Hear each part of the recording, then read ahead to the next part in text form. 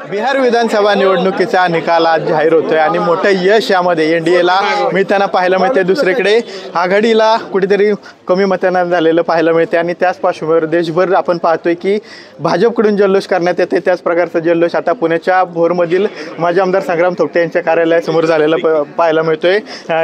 थोपटे यांच्या कार्यालयाबाहेर कार्यकर्त्यांनी फटाके फोडलेले आहेत, एकमेकांना पेढे भरवत जो विजय त्यांना मिळतो त्याचा जल्लोष जो आहे तो व्यक्त केलेला आहे। आपल्यासोबत आता माजी आमदार संग्राम थोपटे आहेत। दादा, मोठे यश आता भाजपला पाहायला मिळते, काय सांगाल?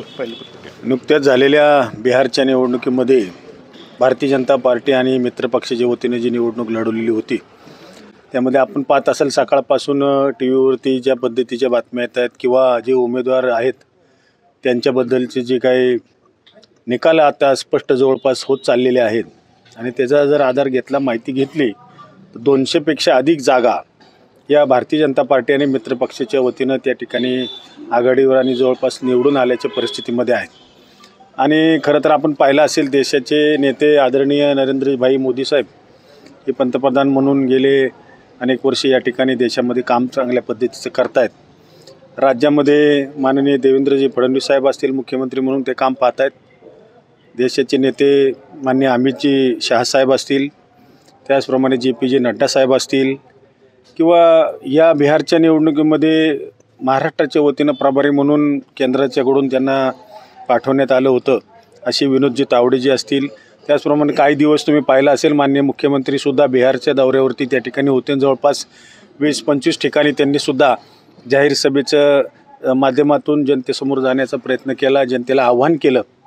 एकंदरीत परिस्थिती पाहिली तर राज्यामध्ये नव्हे तर देशामध्ये NDA सरकार किंवा भारतीय जनता पार्टी पक्ष म्हणून हा एक अग्रक्रमानं पुढं आलेला पक्ष या ठिकाणी आपल्याला पाहायला मिळतोय।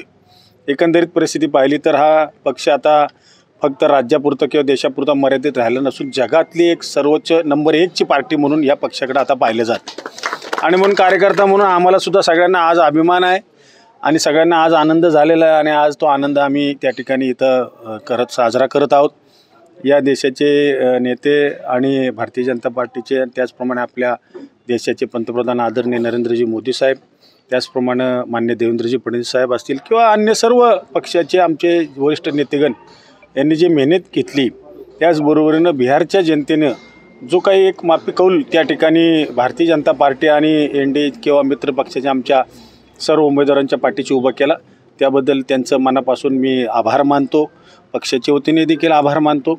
आणि आपण पाहिलं असेल की महाराष्ट्र राज्यामध्ये सुद्धा आता स्थानिक स्वराज्य संस्थांच्या निवडणुका काही दिवसानंतर त्या ठिकाणी होऊ घातलेल्या आहेत। आता नगरपालिकेच्या निवडणुकीचा हंगाम आहे, किंबहुना त्यामध्ये आता फॉर्म भरण्याची प्रक्रिया सुरू झालेली आहे। उद्याच्या 17 तारखेपर्यंत फॉर्म भरण्याची मुदत आहे आणि या सर्व निकालाची परिस्थिती पाहता याही स्थानिक स्वराज्य संस्था आणि नगरपालिका आणि महानगरपालिकेमध्ये भोर, राजगड आणि मुळशी या तिन्ही तालुक्यामध्ये भारतीय जनता पार्टीचा झेंडा लागल्याशिवाय राहणार नाही। निकालानंतर जसे निकाल पुढे येतात तसे विरोधकांकडून आरोप पुन्हा एकदा सुरू झालेले आहेत, ईव्हीएमवर होत आहेत, मतदार याद्यांच्या गोळ्यावर होत आहेत। हे भाजपच्या नेत्यांचं यश आहे की मतदार या गोळ्यांचं यश आहे, असा प्रश्नचिन्ह त्या उपस्थित केलं जाते विरोधकांकडून। काय वाटतं, भाजपच्या नेत्यांचं यश आहे? नाही, असं काही म्हणता येणार नाही। ह्या काय कुठला कोणी जरी आरोप करत असलं तर त्यामधली सत्यतासुद्धा त्या ठिकाणी समोर यायला पाहिजे।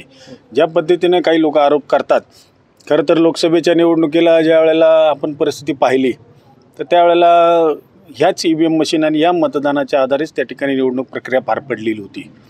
विधानसभेला तीच प्रक्रिया त्याच पद्धतीने पार पडली।